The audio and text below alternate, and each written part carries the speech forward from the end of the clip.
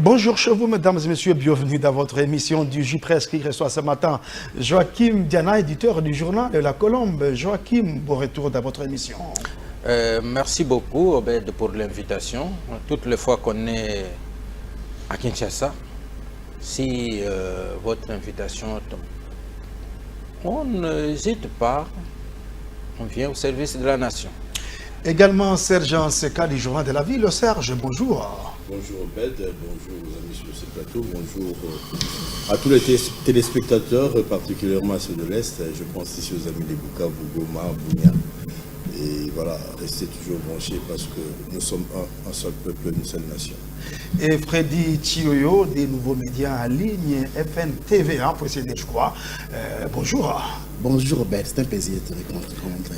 Nous décryptons des thèmes ce matin. Vous le savez, des nouvelles nominations dans certaines structures sécuritaires en République démocratique du Congo. Daniel Eloussa Dissou Kiambi, le nouveau patron de l'Agence nationale des renseignements. Il remplace à ce poste Jean-Hervé Mbelou et Jean-Louis Essambo Kangaché.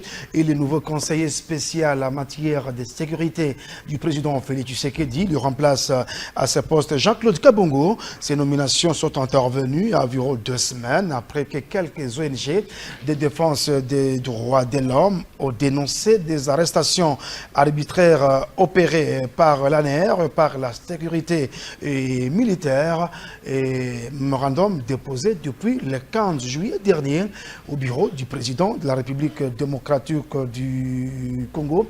On va parler également économie en faisant étude de la baisse du taux des dollars sur le marché en République démocratique du Congo. Les taux varient selon les humeurs des cambistes et sur terrain, les prix des biens n'ont pas bougé. Alors, je commence par vous, Joachim Diana. Vous avez suivi avec nous des nominations au sein de l'appareil sécuritaire en République démocratique du Congo. Que pensez-vous de cette nouvelle mise en place au sein de ces deux structures de sécurité en République démocratique du Congo? Est-ce que ces nominations vont impacter positivement dans la pacification de l'Est de la République démocratique du Congo? Bon, écoutez, Obed, je dis que les nominations, les révocations, c'est comme des cellules dans un corps. Il est donc de services de l'État comme d'un corps humain. Il y a des cellules mortes qui partent, il y en a qui naissent, qui se renouvellent, ainsi de suite. Donc, lorsque vous êtes nommé, vous devez savoir que demain vous partirez. Même demain, lorsque vous serez député, vous devez savoir que après, il y a un mandat. Ouais. 5 ans après, vous devriez Sinon, partir. pas Donc, les gens doivent se préparer à partir. Donc, il ne faut pas faire un problème, il faut vous préparer à partir. Il y a un métier, je l'ai toujours dit, le métier de journaliste. Personne ne me remaniera comme journaliste. Seul Dieu. Seul Dieu, et la vie, tout ça. Aujourd'hui, j'ai le problème de vision, mais j'ai la bouche toujours, je peux continuer à écrire. Il y a même d'ailleurs des logiciels, tu peux ne pas écrire à la main, tu parles et puis ça écrit. Donc, personne ne va me remanier comme journaliste. Et métier noble, oui. Voilà, les métiers là et qui peut partir d'ici, on le fait partir de là, il reste journaliste. Ainsi de suite. Donc, mais il y a des fonctions de l'État. Le jour où vous êtes nommé, vous devez vous attendre le jour où vous allez partir. Et vous devez partir en chantant. Et pas en murmurant. Vous devez partir en chantant. En ce qui concerne le dernier changement. Oui, qui interviennent d'ailleurs après la dénonciation des ONG de défense des droits Oui, de l'homme, vous l'avez dit. qui ont dénoncé des arrestations arbitraires par l'ANR et même par la sécurité militaire. Tout à fait.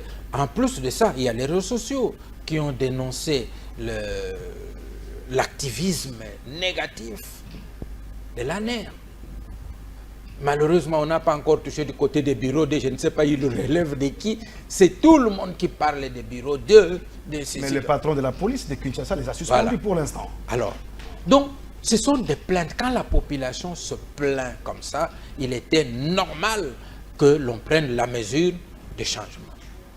Mais, le bémol, c'est que je ne pense pas que le changement d'homme amène automatiquement le changement du système et du fonctionnement de ces services. Il y a des gens qui pensent que le service de renseignement, c'est cela. C'est pourquoi je dis, il fallait peut-être que, lorsqu'on nomme ces gens-là, au lieu que c'est nous qu'on dit, mais il vient d'où, il sera comment, il va nous traquer comment. Non, que les Rwandais... les journalistes et les opposants. Voilà, que les Rwandais se disent, oh, dit, que les services rwandais, qui d'ailleurs opèrent déjà partout là, opèrent pour voir cet homme-là. Oui. À Kigali, la RDC aussi doit avoir Rwandadesque. Voilà, quelles seront ses capacités d'anticiper nos velléités à l'Est, pour que demain ne soyons pas surpris, M23 est entré, ainsi de suite. Non. Quelles seront les capacités de cet homme-là, de ces gens, ces hommes-là, des anticipes? Comment ces hommes vont voir là où les Mbororo sont en train de faire la loi, voir en quelle sorte, comment les Mbororo, si le gouvernement les tolère, je ne sais pas par solidarité africaine ou par incapacité de le faire partir, mais comment cela ne peut pas être, on doit éviter pour que ça soit une voie pour que des hommes armés entrent sur notre terre pour nous insécuriser. On a vu ce qui s'est passé à Moliro, ça se passe un peu partout. Alors, nous avons 9 voisins. Et on dit ceci, les Occidentaux qui disent ça, c'est qu'ils nous ont amené la démocratie à leur manière, que les États n'ont pas d'amis. Ils n'ont que des intérêts. Vous ne savez jamais quel jour les intérêts d'un tel président peuvent changer et vous attaquer. Le professeur Mata Makala Mampas, qu'il repose en paix, me disait que même sur une route, on dit ça c'est à sens unique. Mais toi, regarde toujours de part et d'autre. Ne dis pas que non, puisque les véhicules ne doivent venir que de ce côté ici, je regarde seulement de ce côté. Non. Parce qu'il peut y avoir un chauffeur qui a attrapé la folie au volant. Et lui, il perd les normes sociales, il fait le sens inverse. Et ici, c'est beaucoup d'ailleurs... Il ne faut pas beaucoup faire confiance aux voisins. Voilà. Oui. Vous ne savez jamais ce que disait aussi mon abbé préfet. Quelqu'un peut attraper une petite folie légère. Selon ses intérêts du moment là, il dit, attaquez-moi la RDC. Alors, il faut que le service de renseignement soit en mesure de nous dire, d'anticiper. Non, nous pensons qu'à Brazzaville se prépare quelque chose. Donc il faut surveiller les frontières, la frontière fluviale, et puis partout là du côté. Je veux dire ceci. Oui, en chitant, Joachim Diana. On est en train de constater une sorte d'encerclement du Congo par les Rwandais. Oui. Le Rwanda est en Centrafrique. Ça, on le sait. Le Rwanda est en Centrafrique. C'est un pays souverain. Oui, c'est ce que j'ai dit. C'est un pays souverain. Oui. Il est en Centrafrique. Et là, il est à la frontière congolaise. Et il a eu des champs ici, non de Kinshasa. Voilà. Si le président centrafricain n'est pas honnête pour l'empêcher de venir au Congo, il enverrait ces gens au Congo. Kagame est en face de Maluku ici. Le Congo-Brazzaville est souverain selon ses intérêts économiques de donner sa terre à qui il veut.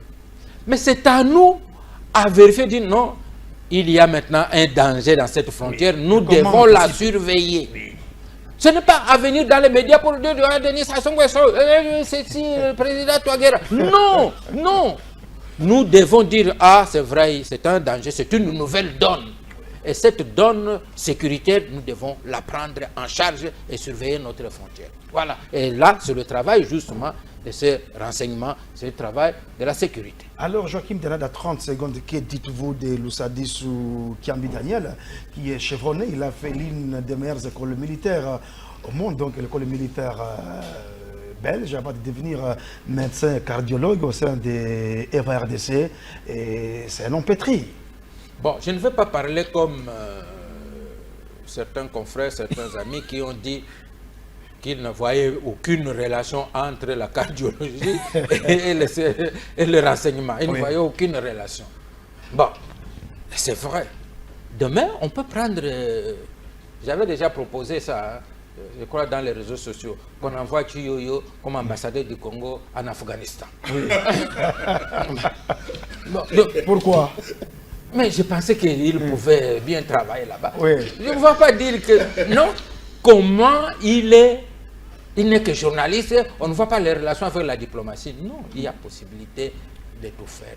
Mais lui a été d'abord bien formé avant d'être médecin. À l'époque, il fait le maréchal. Oui. Quiconque a reçu une bonne formation universitaire peut s'adapter et appliquer une question d'apprendre régulièrement. Merci. Bon, alors, moi, je dirais que nous allons le juger au pied du mur, comme on juge le maçon. Merci. Nous allons voir ce qu'il va faire. Merci beaucoup. Et par rapport au nouveau conseil spécial, parce que c'est lui qui centralise toutes les informations données par les services, il dispose au niveau du chef de l'État. Oui, le conseiller spécial, là, parfois... Qui ne dépend du président de la République. Voilà. Et il faudra... Le seul conseil que je vais donner, c'est de ne pas entrer en conflit avec l'homme de l'ANER. Généralement, c'est ce qui arrive. Les conseillers spéciaux, parfois, c'est parfois dribblé par les gens de l'ANER. Et les gens de l'ANER pensent que le conseiller spécial est en train de faire leur travail. Et comment, quand les gens qui ont le renseignement, qui ont la sécurité, sont à leur niveau en conflit, le pays est en danger. Merci. Joachim Dianana, le message est passé parce que l'émission a un caractère pédagogique. Serge Onseka, vous êtes du Journal de la Ville. Comment pensez-vous de cette nouvelle mise en place au sein de des structures de sécurité? Et ces nouvelles nominations vont impacter positivement la donne militaire sur les lignes de front à Béni, en Ituri et ailleurs à l'est de la République démocratique du Congo? Faut-il commencer par des réformes à l'interne au niveau de ces services, surtout à créer par exemple des centres de recherche et de documentation, parce que les services de renseignement, ce n'est pas seulement traquer des journalistes et des opposants. Je répondais à votre question en disant ceci. La situation dans nos provinces, je prends la province de Kinshasa et de Kasaï oriental, où le gouverneur Patrick Machabidi venait d'être défenestré et déféré devant le juge pour acte de mégestion, remplacé par Madame Julie Kalinga Salvis qui assure l'intérim, et à Kinshasa où le GECOCO, le gouverneur, le vice-gouverneur, le président de l'Assemblée provinciale se rentrent dedans. Donc cela rend la situation nos provinces ingouvernables, et cette situation, on peut la constater. Oui, on va parler de centralisation le jeudi prochain. Je prends la ville de Kinshasa. Et avec tout ce que nous avons comme problème et le pouvoir à tous les échelons, c'est-à-dire que les services de renseignement, qu'on appelle services d'intelligence, a beaucoup à faire. Mais qu'est-ce qu'on a remarqué? Même dans des endroits de réjouissance, dans des bars, dans des concerts, des DJ qui obèdent des services spéciaux, qu'on vous fait des dédicaces. À un certain moment, on a banalisé. C'est comme si... Il doit passer incognito, ce n'est pas de dire moi je suis de l'ANER, par exemple. Oui. Et on a enlevé l'intelligence. Oui. On a enlevé l'intelligence. Tout le monde voudrait se présenter comme quelqu'un d'important, même dans les domaines qui ne requièrent pas ce genre de comportement. Changer d'animateur. Bon, on sait que celui qui était là avant avait des soucis de santé, il était obligé d'aller en soins. Est-ce du fait de problèmes de santé ou parce qu'il y avait autre chose? Parce que il y a eu des dénonciations, je ne vous pas la parole, des dénonciations des ONG de défense des droits de l'homme qui ont dénoncé des arrestations arbitraires opérées par l'ANER, même par la sécurité militaire en RDC. C'est déjà un problème si les ONG commencent à constater que c'est l'ANER qui arrête. C'est-à-dire qu'il n'y a pas... le secret n'est pas suffisamment gardé. Que les gens qui sont là agissent des fois, je dis sous réserve, en amateur. Parce que le professionnel le font, comme l'a dit Kofi, hein, comme des grands peintres où tu ne vois pas de faux coups de pinceaux, j'allais dire. C'est-à-dire, c'est un service. Vous avez parlé tout à l'heure de services qui devaient être enseignés, mais vous parlez de M. Moussadissou qui venait d'être nommé. Oui, pétri d'expérience, oui. Pétri d'expérience. Mais j'ai eu à discuter avec le vieux Atundu, qui m'a dit les services du Zaïre échangés avec les services de la Belgique, d'Israël et des États-Unis, en les surprenant même des fois. Les analyses que nos services faisaient, des animateurs de nos services faisaient ici, surprenaient la Mossad. Vous connaissez Mossad? C'est le service secret israélien parmi les plus dangereux et les plus organisés. Même la CIA également. Ça partait de ces pays ici et ils étaient des homologues. Je me pose la question. Le patron des services de la République démocratique du Congo peut se croire homologue du patron de la CIA, de la Mossad, de MI6 en Grande-Bretagne? Si on répond à cette question, on va comprendre là où nous nous retrouvons. C'est-à-dire quoi? Il faut commencer d'abord à balayer les écuries. Avant de parler des réformes, appliquons d'abord ce qui existe. Je sais que certaines lois qui régissent encore ce monde-là, oui, qu'il faut changer, datent de l'époque de la dictature et c'est un peu encadré. Ça n'a pas beaucoup évolué. Hein, ça a été conçu et réalisé pour d'ailleurs, c'est pas rapport aux missions. Tenir la sécurité. Les missions d'ailleurs confiées à l'ANER, par exemple, parce qu'aujourd'hui, le ministre, par exemple, de l'Intérieur, quand il est interpellé au Parlement, l'Assemblée, par exemple, a des problèmes parce que le ministre dit, par exemple, il dépend de la présidence de la République ou il dépend du président de la République. Et ce n'est pas au gouvernement de répondre. Et puis, ça handicape un peu le contrôle aussi du Parlement. Ce n'est pas nouveau, oui. Parce que le Sénat, le Parlement, le Congrès, comme on appelle aux États-Unis, ne sait pas exactement ce que pense la CIA, combien le budget de la CIA. C'est tous les débats. Ils présentent des budgets, des programmes fantaisistes, alors que ces gens-là sont capables de faire tuer. Mais quand il y a des rapages, qui est responsable devant le Parlement? Mais quand il y a des dérapages, parce que le ministre dit qu'il ne contrôle pas tout. Sinon... Mais pourquoi parler des dérapages? Pourquoi parler des dérapages? Ils sont là justement pour éviter les dérapages. Les services d'intelligence sont là pour réfléchir, anticiper, faire des projections. On doit prendre les savants, la crème d'entre nous, la crème de notre société dans tous les domaines et les mettre là. De meilleurs professeurs, par exemple. Pas prendre des cousins, des beaux-frères, des belles-sœurs. Les services d'intelligence, c'est ce qui sauve un pays. Israël est entouré de ses ennemis, mais ce qui fait la force d'Israël, ce ne sont pas des antimissiles que les États-Unis leur octroient. C'est les services d'intelligence, c'est la Mossad et les autres services. En étant aussi, notre service doit être des renseignements tellement professionnels qu'au point que nous devons être à même d'échanger. Si on se plaint aujourd'hui des incursions, des trahisons et tout, mais si on était vraiment en dialogue avec les autres services, parce que si je suis de la même promotion avec tu étais yougoslave, moi je suis congolais, je peux lui demander service. Nous avons tel problème. Avez-vous des renseignements, ce qu'on appelle des câbles? Je peux avoir des renseignements, même en circuit détourné. Mais si on pense que être agent de service, c'est traquer les gens ici. Moi-même, je venais d'être victime d'une attaque chez moi. En Pierre, on a cassé la voiture, la maison et tout. Des gens qui m'ont menacé. Mais est-ce que les services de renseignement, pour lutter contre les Koulouna ici, ne peuvent pas mettre en contribution leurs services, leur intelligence, pour démasquer les gens qui font ici?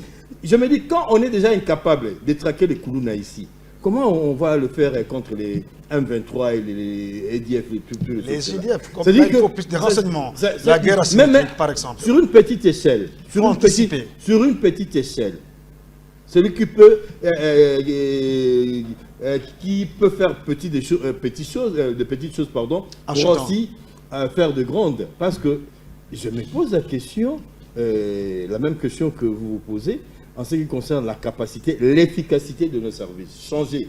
Bon, ça peut être une bonne, mauvaise chose selon le résultat que nous aurons à faire, mais la première des choses, la discipline, mais aussi un peu de discrétion, parce que on a tout. Il y a les images de l'ancien conseil du président qui ont été divulguées sur la toile, et certains milliers. Dans certains milieux, on a parlé de la responsabilité de nos services. Je ne sais pas si c'est... Il juge de la présomption d'innocence, ce sont les réseaux sociaux. Hein. Je n'accuse pas, mais si à tout moment, cela doit rentrer vers les services, à tout moment, doit rentrer vers les services. On a parlé des chérubins, on parle des services, on va parler des Diana demain, on rentrera chez les... on citera la responsabilité de nos services, c'est dangereux quand même. Un peu de discrétion, un peu de discipline, beaucoup d'efficacité. Mais pour qu'il y ait d'efficacité, dans 30 secondes, il faut que les gouvernements mettent aussi des moyens. Ce ne sont pas des dieux ni des anges non plus. Mais savez-vous que les gouvernements doivent mettre des moyens. Ceux qui sont au pouvoir là sont payés pour faire marcher les pays, et on ne peut pas marcher un pays grand comme le Congo sans service, sans renseignement. Impossible. Pourquoi ça patauge aussi sur le terrain des opérations? Parce que justement, il manque cet aspect-là. On a des hommes, on les équipe, mais il y a des traîtres, il y a des taupes qu'on ne sait pas retrouver ici. L'espionnage, le contre-espionnage, peut-être que j'ai lu beaucoup de romans policiers, mais je me dis que ce sont des réalités, parce que les États-Unis nous ont donné un exemple où le militaire formés, spécialisés, sont allés, un commando est allé prendre Ben Laden, les tuer, l'ensevelir dans la mer, sans que cela ne s'ébruite. Je l'ai dit comme, je ne suis pas pour ce genre de pratiques, mais je l'ai dit comme exemple, c'est-à-dire que beaucoup de discipline, beaucoup de discrétion et beaucoup d'efficacité à la fin. Alors, Freddy Chioyo, quelle chance que vous donnez au nouveau patron de l'ANER, même au nouveau conseil spécial du président de la République, et comment ces nominations vont impacter positivement sur les lignes de front, par exemple à Bini, à Ituri, les ADF, la guerre asymétrique, il faut plus anticiper, et puis comment mettre des moyens, parce que il faut aussi penser aux réformes, créer des centres de recherche, parce que le renseignement, c'est aussi recherche et documentation. Merci beaucoup, Bert. Je pense que la décision est prise en bonne date, dans la mesure où vous savez que ça fait plus d'une année que Bunagana échappe au contrôle de Kinshasa. J'apprends que là, viendra à nommer des administrateurs pour relancer l'année scolaire 2023-2024. Donc, quelque part, les services n'ont pas su anticiper sur les événements, parce que si en principe, les services d'intelligence avaient une longueur d'avance en termes d'anticipation, ils auraient prévenu sur les dangers qui guettaient Bunagana avant qu'ils soient entre les mains des terroristes inventants aujourd'hui. Quelque part, il y a eu des failles. Et je pense d'ailleurs que le chef aurait dû nommer un peu plus tôt que maintenant. Mais il vaut mieux voter que jamais.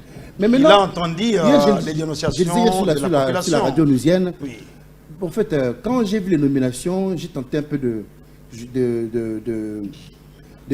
jauger un peu les CV des deux personnalités. Mais ils ont des CV costauds. Des CV costauds, oui. Parce que Sao m'a enseigné en G1, le code constitutionnel.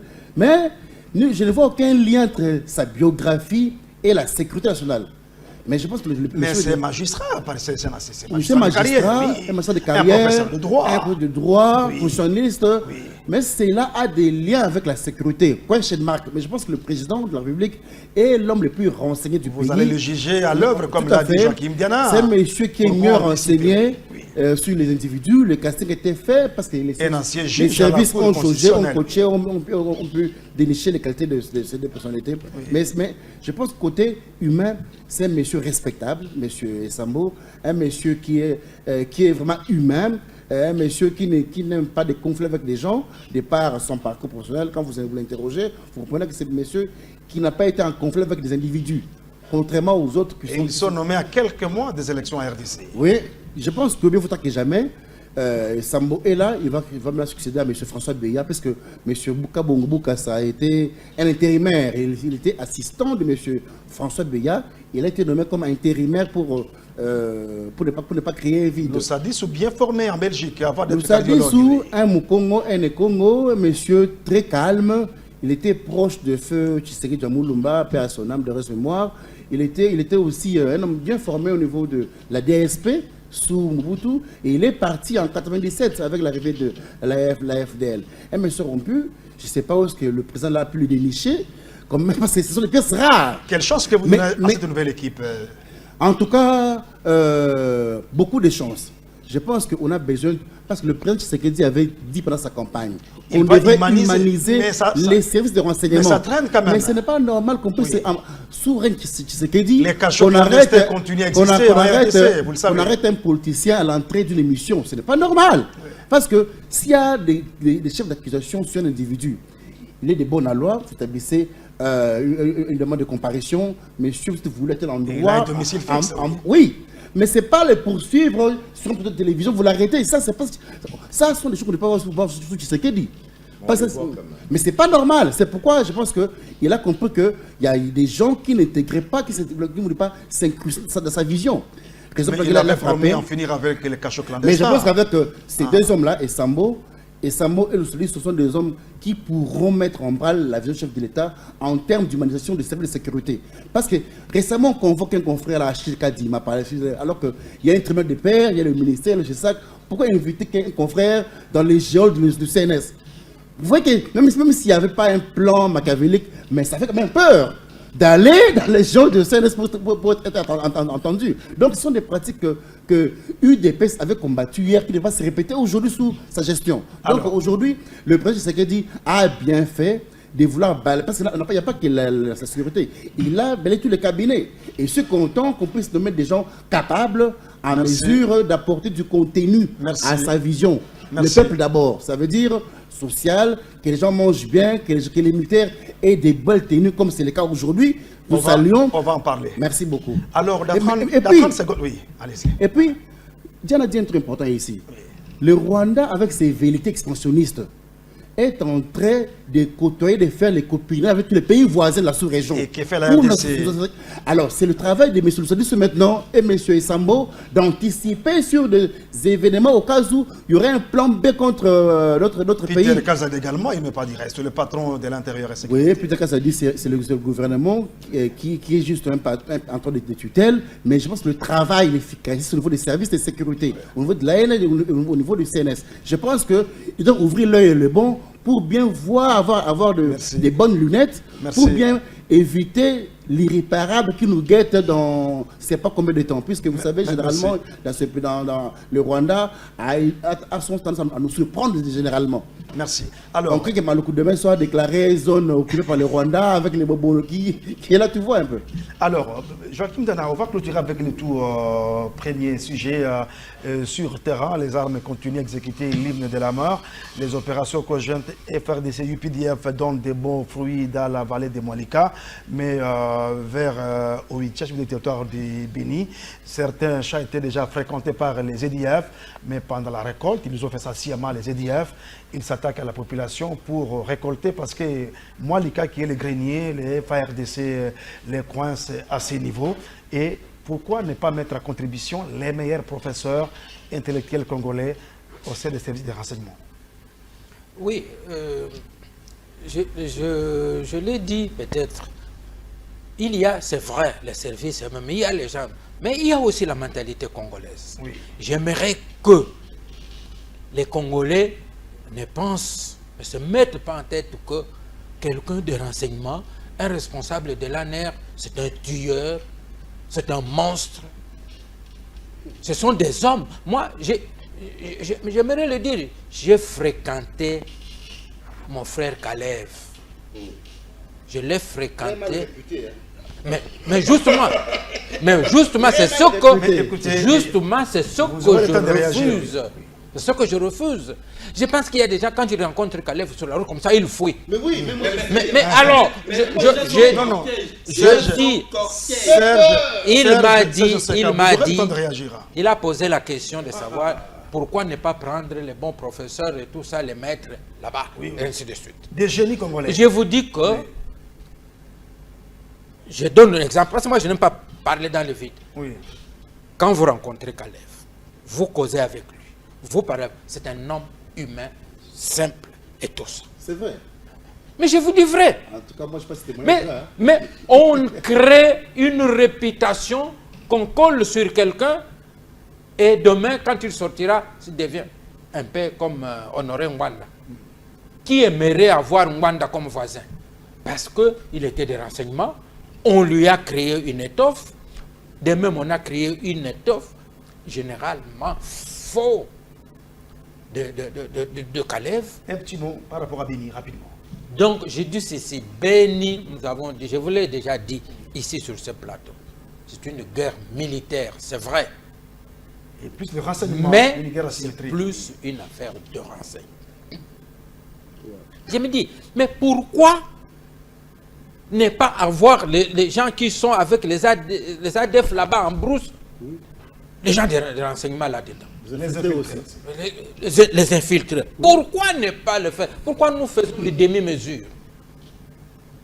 Nous savons que cette histoire nous pourrit la vie et empêche le pays de se développer. Pourquoi ne pas prendre tous les moyens? Pourquoi ne pas utiliser tous les moyens jusqu'à entrer dans les fins fonds Et pourquoi le gouvernement n'a pas anticipé pour sécuriser le champ de quelques cultivateurs qui commençaient à produire, les EDF sont allés, ils ont coupé. Et le premier ennemi des ADF, c'est la faim, et puis les FRDC. Je vous avais toujours dit ici qu'une autre façon d'assurer la sécurité là-bas, c'est de sécuriser les zones minières, de sécuriser le champ. Parce que les ADF là, ils ne font pas de champ. Ils viennent se nourrir sur les champs des paysans. Les ADF viennent creuser pour aller vendre, pour s'autofinancer. Mais si on les éloignait définitivement des carrés miniers, on les éloignait des champs des paysans, je pense qu'ils réfléchiraient 2-3 fois et ils s'éloigneraient. Même si mon problème, mon secret, c'est que les ADF rentrent où c'est à Kampala, ils rentrent en Ouganda, dans leur pays. Et pourquoi même la communauté internationale demandait à Museveni d'organiser un dialogue inter-ougandais avec ces gens-là pour qu'ils quittent Mais il n'y a pas que des Ougandais, il y a des Somaliens. Oui, mais ils sont venus rejoindre les Ougandais. Oui. Vous savez, de Tanzanie. j'avais écrit un édito il y a quelques années. En chutant par là. Et si Ben Laden se cachait dans les forêts de Ben. Vous étiez vilipendé à l'époque. Oui, vilipendé à l'époque. J'ai dit, mais aujourd'hui, on reconnaît que ces gens-là sont des islamistes, des terroristes. À l'époque, personne ne voulait le croire. Donc là, on peut avoir les terroristes qu'on cherche à gauche, à droite, au Sahel, ils peuvent se retrouver là-bas. Merci Joachim Bala. Alors Serge, en ce cas, la guerre asymétrique du Béni, Romou, c'est plus asymétrique et donc plus de renseignements. Et cette nouvelle équipe et le gouvernement, qu'est-ce qu'ils doivent faire pour infiltrer aussi les EDF et puis en finir avec ces phénomènes. Et même le M23 également qui coopère avec le Rwanda et l'Ouganda. Et pourquoi le gouvernement n'a pas pris des dispositions pour sécuriser le champ? Parce que quelques cultivateurs ont renoué déjà avec le champ dans la région des Bénin.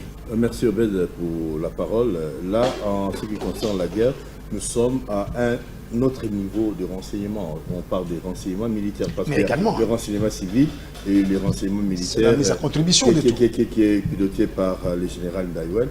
Et au jour d'aujourd'hui, le problème, je pense, est le même. On a vu un officier de l'ANER venir faire le compte rendu autour d'un sujet. Mais depuis quand, dans les services des renseignements, on organise des conférences de presse? Parce que, en ce qui concerne l'armée, c'est le porte-parole de l'armée qui est censé le faire. Sinon, du côté du gouvernement, il y a le ministre de l'Intérieur ou le porte-parole du gouvernement, parce que ce sont des services non apparents pratiquement, si nous voulons les dire.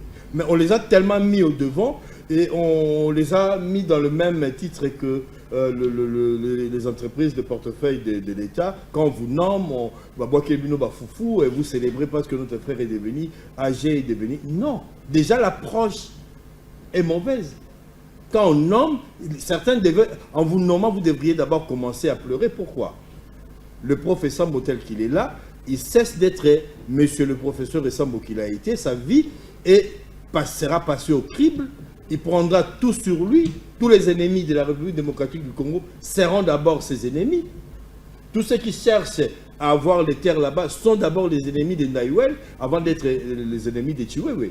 Donc, ce sont des gens que l'État devrait apporter un maximum de protection pour qu'ils puissent avoir le temps de dessiner, d'anticiper, de faire des projections.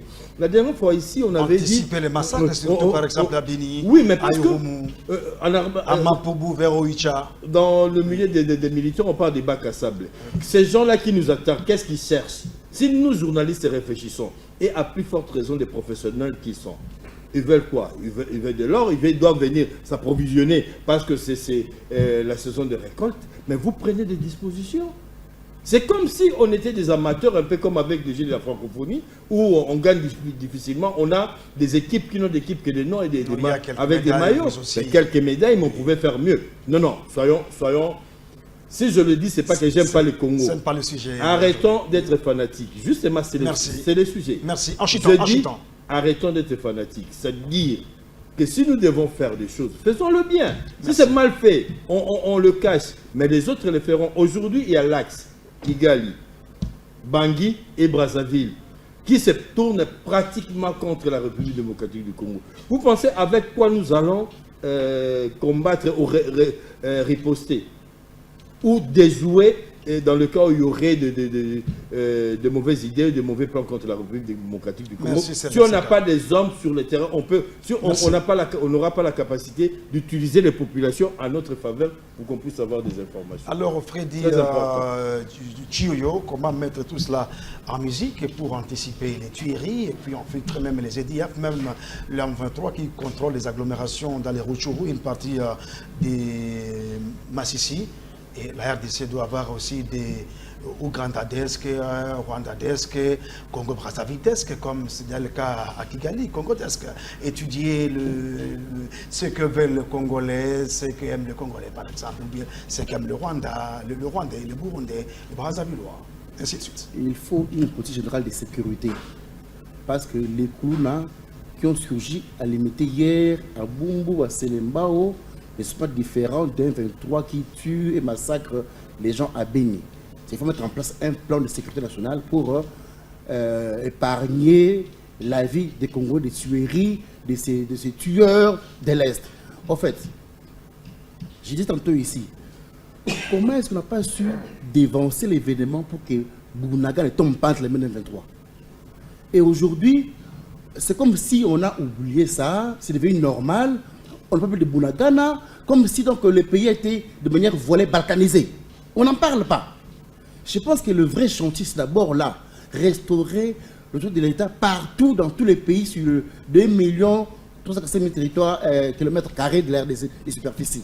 Vous comprenez? Donc aujourd'hui, il faut mettre ensemble en place un plan de restauration qui sont maintenant donnés aux militaires. C'est un bon début. Et nous encourageons. Les militaires qui sont au front, et c'est là qui sont dans des casernes. C'est un bon début que tout Congolais ait pris du patriotisme, ne peut qu'encourager cela. Il y a eu la marche de dissuasion à Kinshasa et à Lubumbashi. Tout à fait. Au lieu d'être mené à Béni.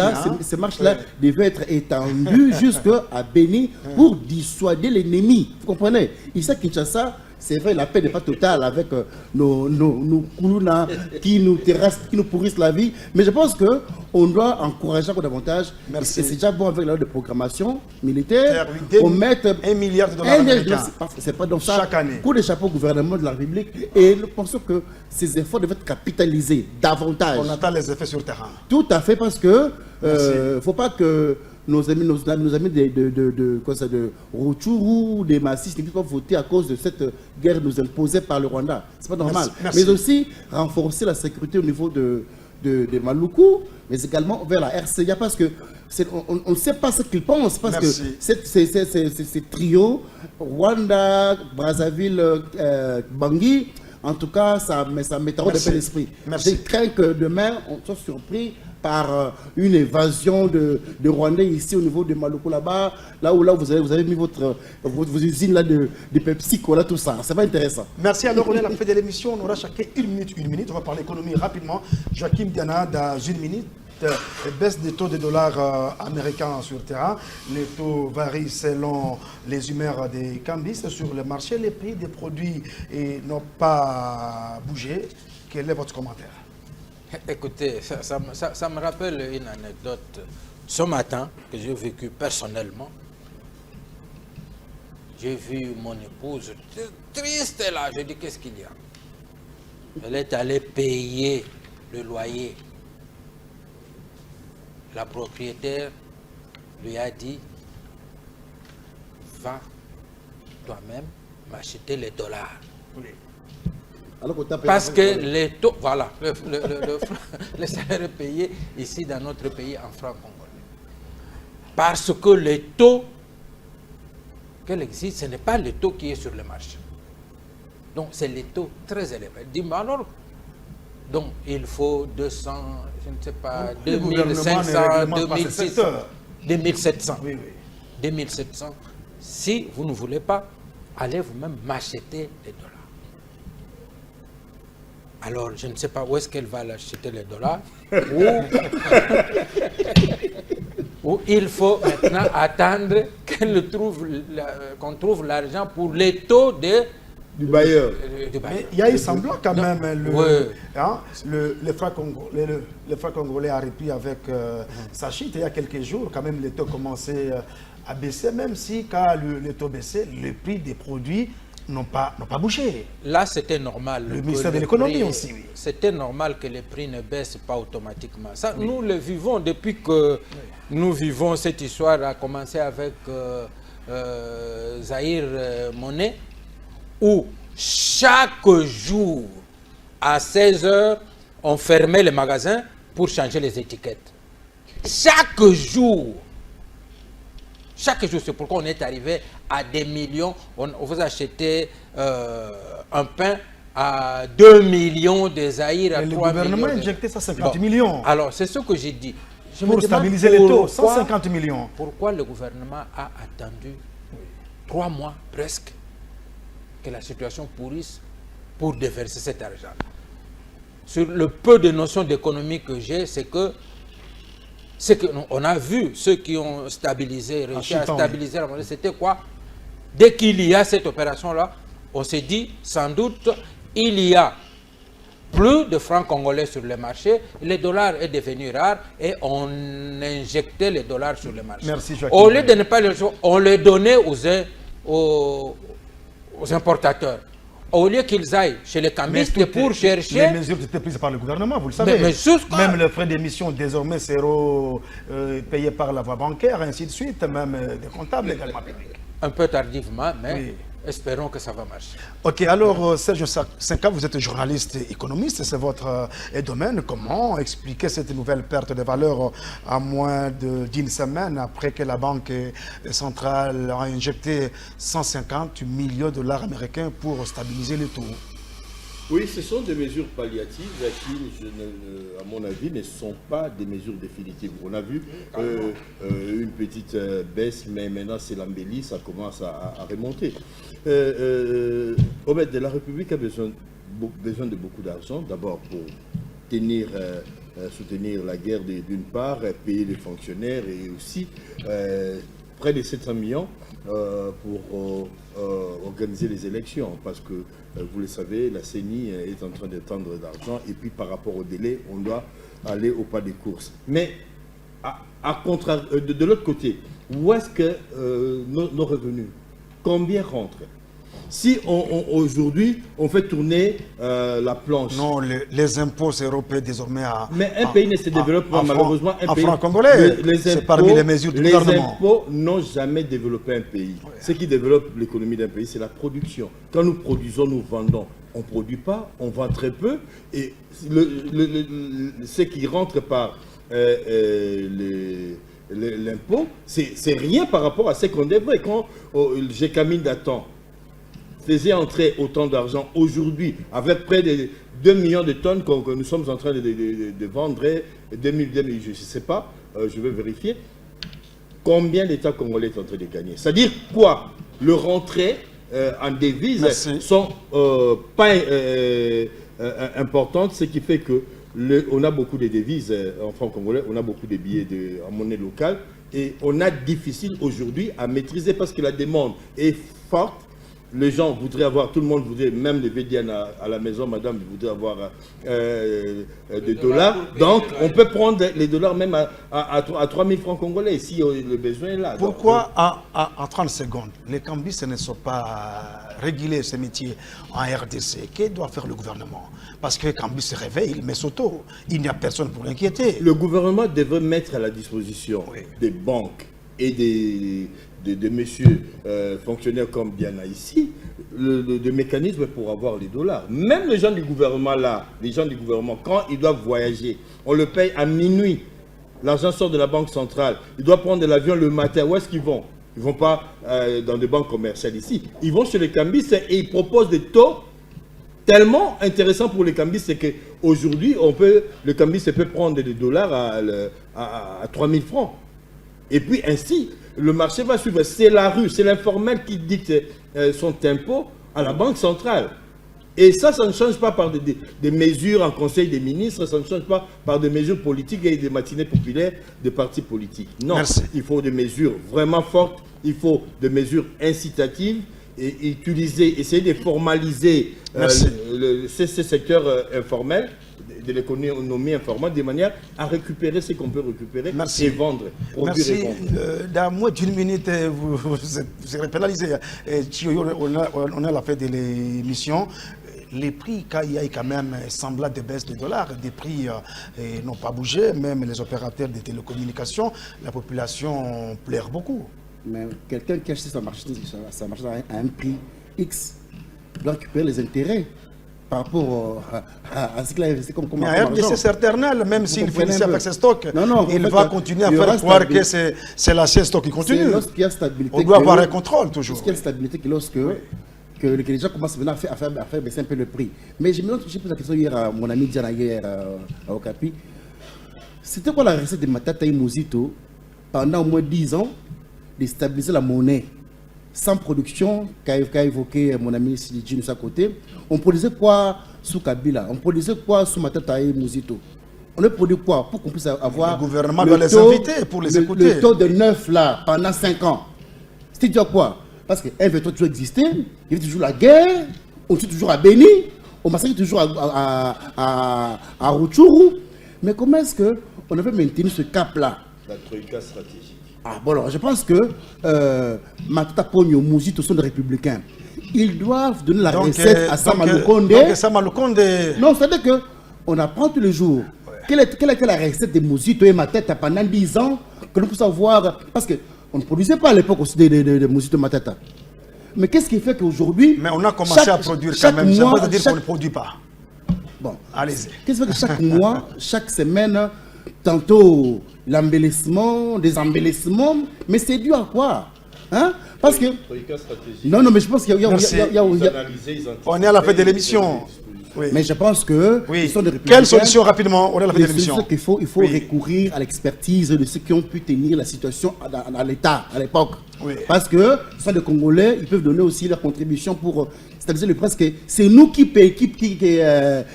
subissons. Parce qu'aujourd'hui, comme a dit Diana, il faut payer les loyers. À quel taux? Pendant qu'on nous paye par nos partenaires afin qu'on les... C'est un problème. Il y a un problème. Les taux du bailleur et les taux du cambiste, c'est les taux du gouvernement. Parce que je pense les travailleurs sont pénalisés.